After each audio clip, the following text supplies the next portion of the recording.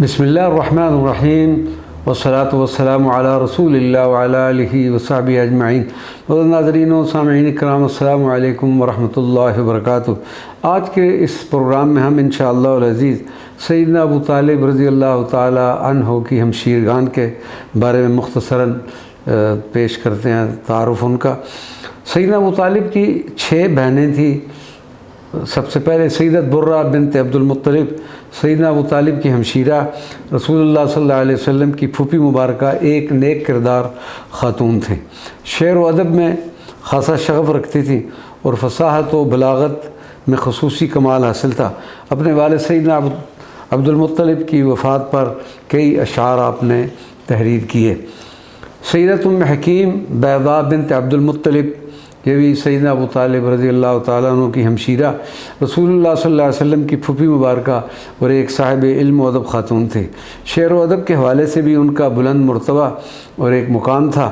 آپ کی نسبت ام حکیم تھی۔ اپنے والد گرامی کے وصال پر طویل غمزدہ اشعار تحریر کیے۔ سیدت امیمہ بنت عبد المطلب، یہ بھی سیدنا ابو طالب کی ہمشیرہ، سرکار مدینہ صلی اللہ علیہ وسلم کی پھوپھی مبارکہ، حضرت عبداللہ ابن جحش، زینب بنت جحش، حامنہ بنت جحش کی والدہ اور صاحب علم و فضل شخصیت تھیں۔ آپ ایک نامور شاعرہ بھی تھیں اور اپنے والد گرامی سیدنا ابو مطلب کی وفات پر طویل اشعار آپ نے کہے۔ سیدت عاتقہ بنت عبد المطلب، سیدنا ابو طالب رضی اللہ تعالیٰ عنہ کی ہمشیرہ، رسول اللہ صلی اللہ علیہ وسلم کی پھوپھی مبارکہ، جلیل القدر اور عظیم المرتبت خاتون تھے۔ ابن سعد نے طبقات میں لکھا ہے کہ سیدت عاتقہ مکہ مکرمہ میں ہی دائرہ اسلام میں داخل ہو گئی تھی اور پھر مدینہ ہجرت کی سعادت بھی نصیب ہوئی۔ سیدت عاتقہ سرکار دو عالم صلی اللہ علیہ وسلم کی بہت بڑی مداح تھیں۔ اپنے اشعار میں انہوں نے متعدد مقامات پر رسول اللہ صلی اللہ علیہ وسلم کی مدح سرائی۔ حصول برکت کے لیے 2-3 اشعار ہم پیش کرتے ہیں۔ اردو ترجمہ ہے: محمد صلی اللہ علیہ وسلم جس طرح حسن و جمال میں بے مثال ہیں، اسی طرح عمل و اخلاق میں بھی لاجواب ہیں۔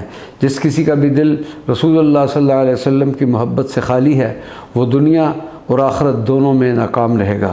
اگر کامیابی چاہتے ہو تو رسول اللہ صلی اللہ علیہ وسلم کی اطاعت کرو، کیونکہ ان کی اطاعت میں ہی کامیابی کا راز مخفی ہے۔ سیدت عاتقہ نے مدینہ منورہ میں وصال فرمایا اور جنت البقیع میں آپ کی آخری آرامگاہ بنی۔ سیدت عروہ بنت عبد المطلب، سیدنا ابو طالب کی یہ بھی ایک ہمشیرہ ہیں۔ سرکار مدینہ صلی اللہ علیہ وسلم کی پھوپھی مبارکہ، مکہ مکرمہ میں ہی اسلام قبول کیا اور ہجرت مدینہ کا بھی شرف حاصل ہوا۔ آپ کے خاوند کا نام عمیر تھا۔ سیدت عروہ بھی اپنی باقی بہنوں کی طرح اچھے شعر کہتی تھیں اور اس فن میں آپ کو درجہ کمال حاصل تھا۔ سیدت عروہ نے بھی اپنے والد گرامی کی وصال پر کثیر اشعار کہے۔ سیدت عروہ بنت عبد المطلب نے سیدنا عمر فاروق کے دور خلافت میں وصال فرمایا۔ سیدت صفیہ بنت عبد المطلب، سیدنا ابو طالب کی عظیم و بہادر ہمشیرہ اور رسول اللہ صلی اللہ علیہ وسلم کی پھوپھی مبارکہ تھیں۔ سیدت صفیہ عشرہ مبشرہ میں شامل عظیم صحابی رسول حضرت زبیر بن العوام کی والدہ تھیں۔ سیدت صفیہ نے غزوہ احد میں شرکت کی اور نہایت ثابت قدمی دکھائی۔ ایک موقع پر جب مسلمانوں کا لشکر بکھر گیا تو یہ اکیلی کفار پر نیزہ چلاتی رہیں، یہاں تک کہ سرکار دو عالم صلی اللہ علیہ وسلم کو ان کی اس بے پناہ بہادری پر سخت تعجب ہوا۔ آپ صلی اللہ علیہ وسلم نے ان کے صاحبزادے زبیر سے فرمایا: اے زبیر، اپنی والدہ ماجدہ کی بہادری کو تو دیکھو کہ بڑے بڑے بہادر بھاگ گئے، مگر وہ چٹان کی طرح کفار کے نرغے میں ڈٹی ہوئی ان سے لڑ رہی ہے۔ سیدت صفیہ بھی اپنی باقی بہنوں کی طرح شعر و ادب کے میدان میں کسی سے کم نہ تھی۔ اپنے والد ماجد سیدنا عبد المطلب کے وصال مبارک پر آپ نے طویل غمزدہ اشعار کہے۔ برکت کے لیے 2 اشعار کا اردو ترجمہ پیش ہے۔